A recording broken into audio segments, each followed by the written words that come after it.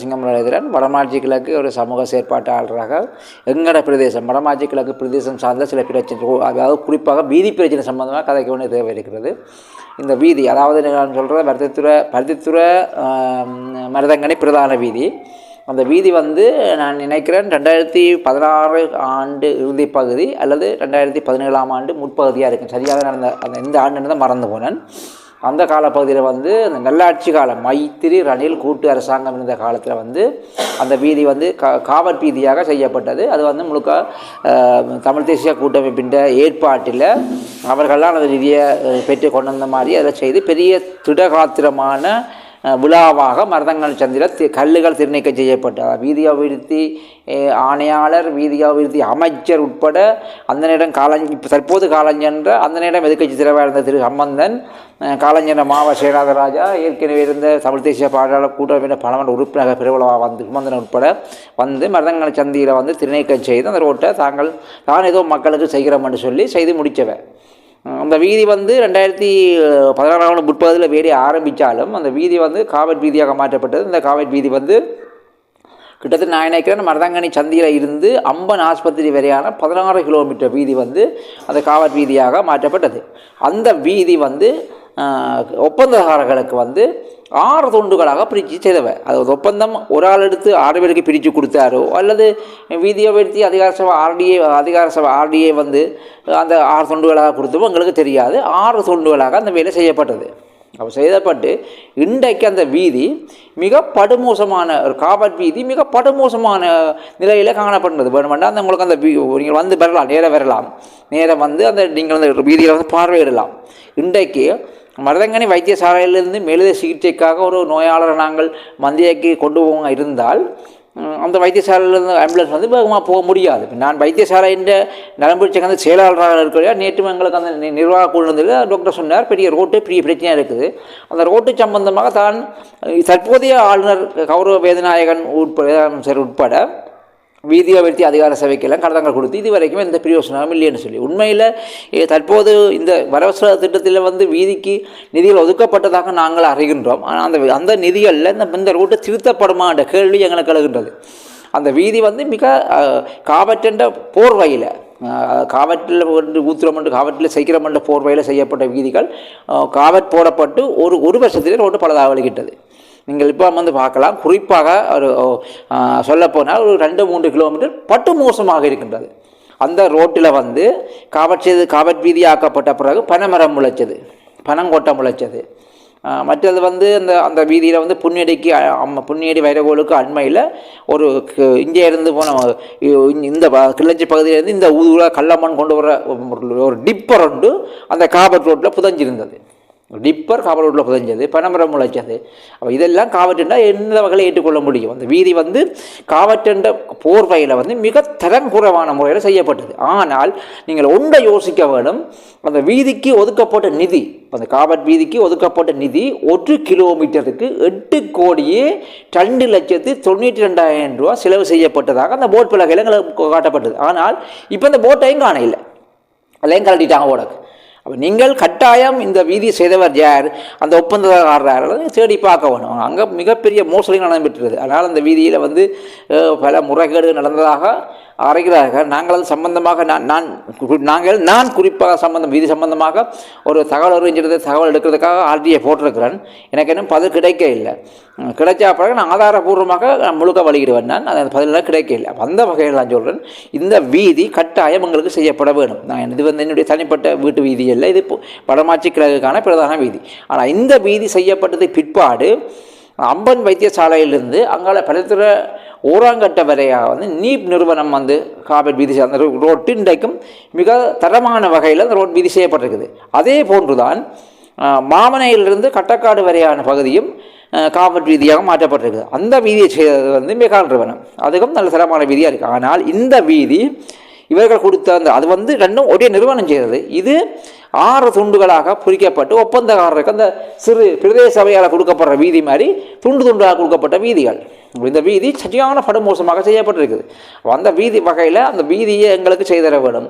செய்திருந்தால் தான் நாங்கள் எங்களோட வடமாட்சி கிழக்கில் இருந்து ஆம்புலன்ஸ் வண்டி மூலம் மந்தியக்கு அனுப்பப்படுற நோயாளர்களை வந்து மிக வேகமாக கொண்டு போகலாம். கிட்டத்தட்ட மருதங்கண்ணிலிருந்து மந்திய வைத்தியசாலைக்கு ஆம்புலன்ஸ் போகமாக இருந்தால் ஒரு 15 நிமிஷம் 16 நிமிஷம் காணும். ஆனால் தற்போது போக கிட்டத்தட்ட 1 மணி நேரம் முடிக்குது. ஆம்புலன்ஸ் வந்து நோயாளியை கொண்டு வேகமாக ஓட முடியாதுன்னு சொல்ல டாக்டர் என்னன்னா அந்த அதுக்கு அந்த நோயாளி தன்மைக்கு ஏற்ற மாதிரி தான் வாகனம் போகணும்னு சொன்னால் அப்படியே வேகமாக போயிடாது. என்ன ரோட் வீதி அவ்வளோ படம் மோசமாக இருக்குது. ஒரு கற்பிடி தாயை கொண்டு போயிடாது. அப்படி சரியான படம் மோசமாக இருக்குது. நாங்கள் கதைக்கிறது சும்மாவாக இருந்தால் நீங்கள் சம்மந்தப்பட்ட எந்த அதிகாரியாக நீங்கள் வரலாம். நீங்கள் நேரடியாக அவங்ககிட்ட வரலாம். எங்கள்கிட்ட வந்து நீங்கள் கேட்டிங்கன்னா நாங்கள் கூட்டி கொண்டு உங்களை காட்டுவோம். உங்களுக்கு வீதியை காட்டுவோம். நீங்கள் எல்லாம் இன்டர்நெட் ஓடிட்டு செக் பண்ணுங்கள். நீங்கள் அந்த இன்டர்நெட் கணக்காய்வு திணைக்களம் அந்த வீதி செய்த இது வந்து செய்யப்பட்டால் அந்த வீதிக்கு பொறுப்பாக இருந்த இன்ஜினியர் என்னை பொறுத்தவரை அவர் தான் அது பொறுப்பு கூறணும். இன்ஜினியர் நிறைய மோசடி செய்திருக்காங்க நான் அறிகிறேன். என்னென்னு சொன்னால் இல்லைன்னு சொன்னால் உழவு வேகமாக வந்து ரோட்டு பழுதாகாது, வீதி பழுதாகாது. வீதி வந்து ஒரு வருஷத்துக்கு பழுதாகுதுன்னு சொன்னால் அதுக்கு இன்ஜினியர் பொறுப்பு பொறியியலாக அதுக்கு பொறுப்பாக இருக்கணும். பொறுப்பு கூற வேண்டியவர் அவர்.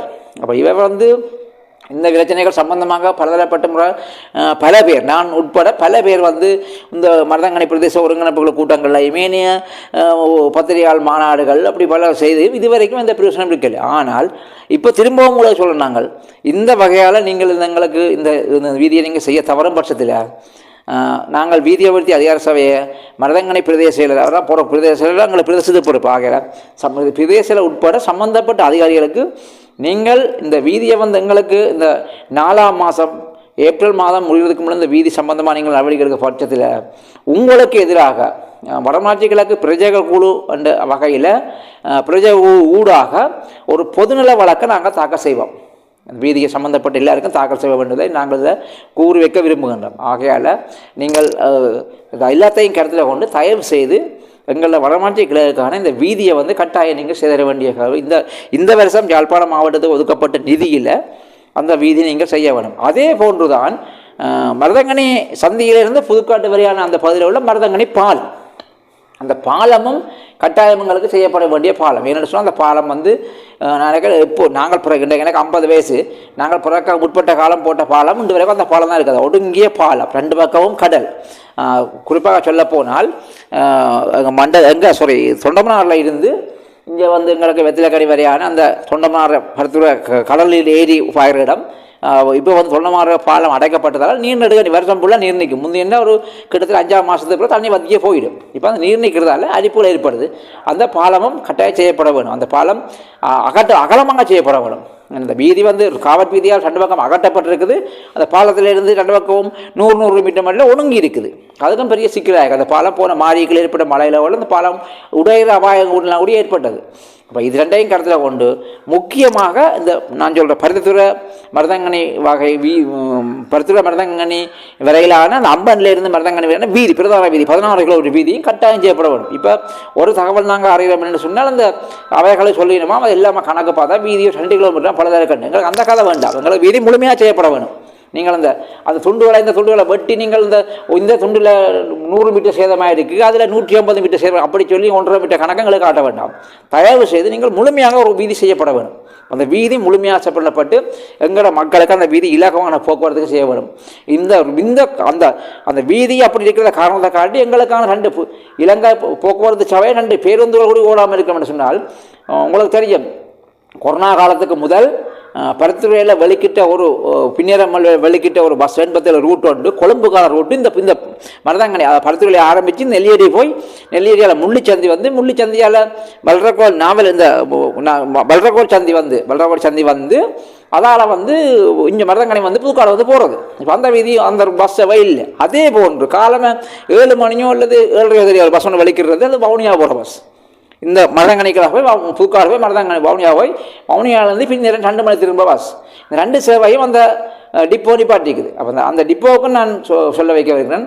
நீங்கள் இந்த மக்களை கருத்தில் கொண்டு அந்த நிப்பாட்டப்பட்ட கொழும்புக்கான போக்குவரத்து சேவையும் வவுனியாவுக்கான போக்குவரத்து சேவையும் நீங்கள் கட்டாயம் செய்ய வேணும்னா மக்கள் நிறைய வடமாட்சி கிழக்கில் அன்னளவாக 5500க்கும் மேற்பட்ட குடும்பங்கள் இருக்குது. மணக்காடு தொடக்கம் இங்கேயும் வந்து கோவில் வரை போக்குவரப்பு வரையான பகுதியில் வந்து இவ்வளோ மக்கள் இருக்குது. அதுக்கு அப்பால் கொழும்பு பஸ்ஸுக்கு மேலதிகமாக உங்களுக்கு தெரியும், இன்றைக்கு வடக்கில் வந்து பெரும்பாலான இராணுவங்கள் இருக்குது. அந்த இராணுவங்களும் லீவில் போகிறது. அப்போ கட்டாயம் எங்களுக்கு ஒரு போக்குவரத்துக்காக இங்கே இந்த பஸ் கொழும்பு பஸ் இந்த 87 பஸ் 87 ரூட் கொழும்பு போகிற பஸ்ஸும் நல்லா போகணும். அப்போ அது எல்லாம் போகத்தான் வேணும். எல்லாம் செய்யணும்னா வீதி கட்டாயம் செய்யப்பட வேணும். ஆகையால் வீதியை உரிய சம்மந்தப்பட்ட அதிகாரிகளும் கவனத்துக்கு நீங்கள் உடனடியாக அந்த வீதியை ஸ்டெப் பண்ணிட்டு எங்கெல்லாம் மக்களுக்கு அந்த வீதியை நீங்கள் சிரமம் பண்ண மிக விதியமாக கேட்டுக்கொள்வோம். இந்த வீதி தொடர்பாக பல்வேறு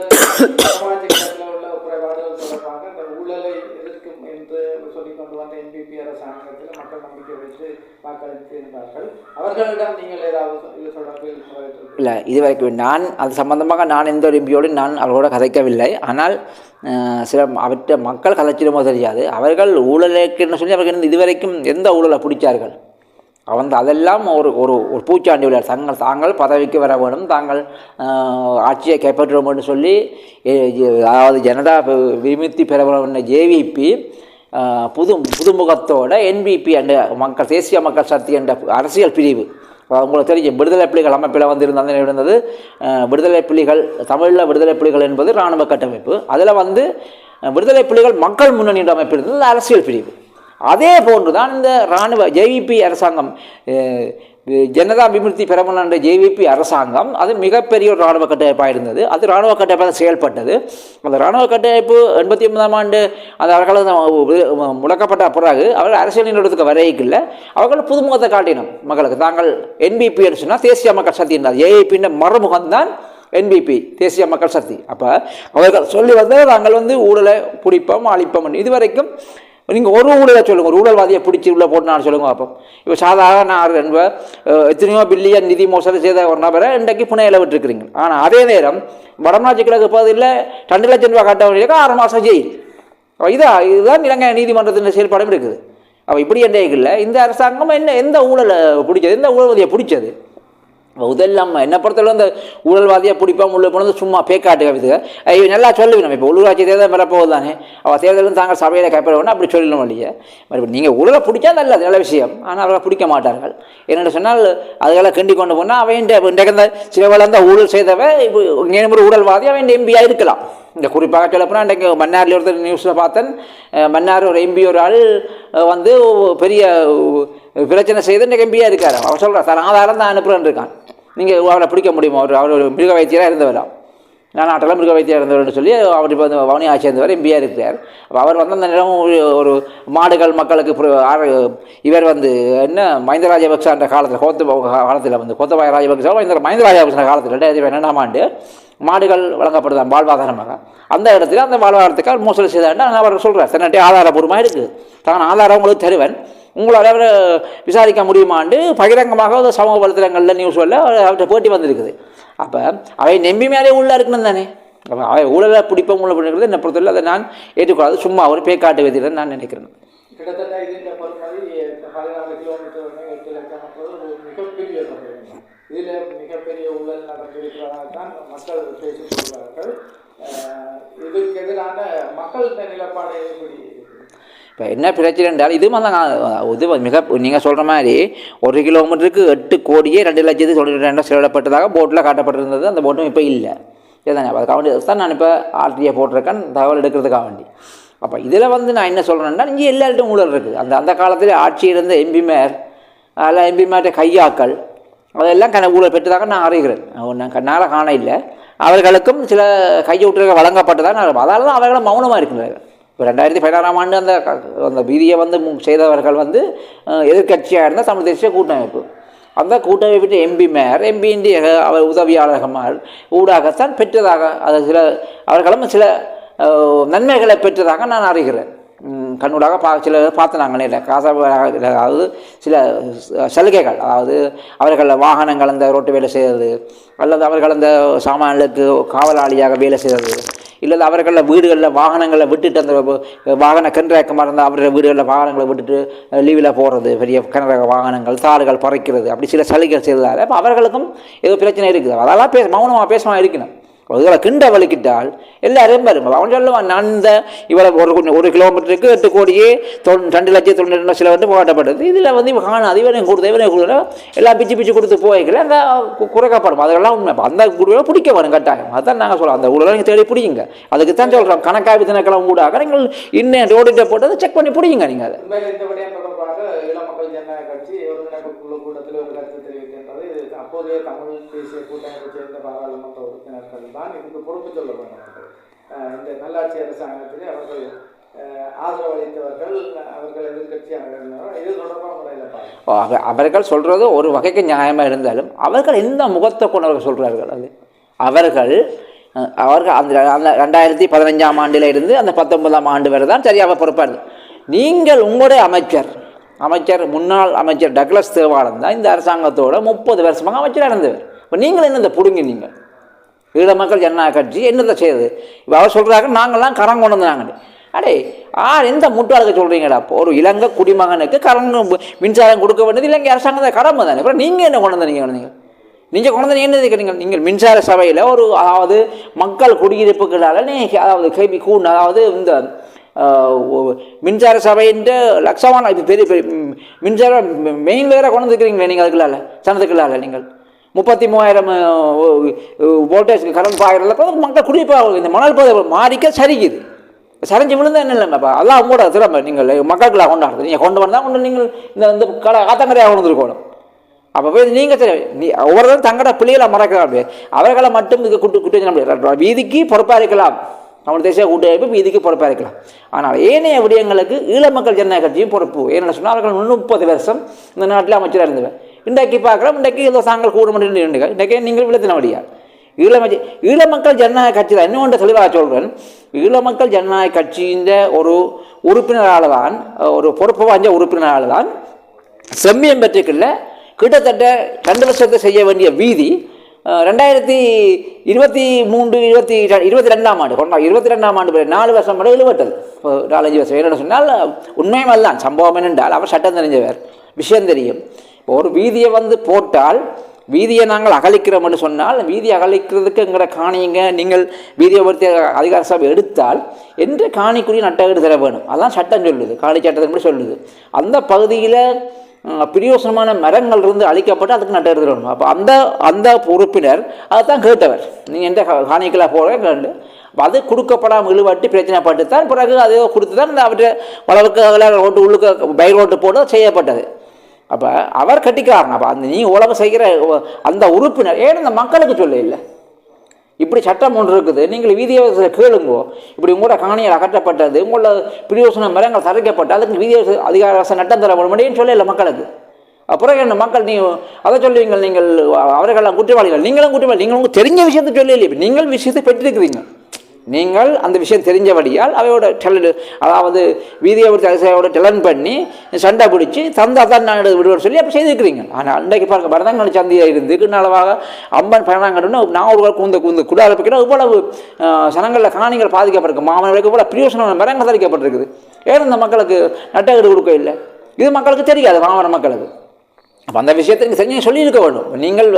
நீங்கள் அந்த வரப்பிரசாங்க நீங்கள் பெற்றுக்கொண்டு மக்களை சொல்ல வந்து அவங்கள குற்றம் சொல்லக்கூடாது. குற்றம் நீங்களும் குற்றம் தான், அவர்களும் குற்றம் இருக்கத்தான் பண்ணும். அவை இன்றைக்கு அவள் வந்து 30 வருஷமாக ஆட்சி செய்தவை, அவையும் எதுவும் செய்ய இல்லை. அவள் வீதியை மட்டும் வீதி செய்ததுதான் ஆட்சி தான் பொறுப்பு கொண்டு அவர்களை சாட்ட முடியாது. ஆனால் வீதி செய்தது அவர்களுடைய அதுக்கு அவர்களாம் பொறுப்பு கூற வேண்டும். ஏனைய விடயங்களுக்கு ஈழ மக்கள் ஜனநாயக கட்சியும் பொறுப்பு கூற வேண்டியதான் என்னுடைய பார்வை.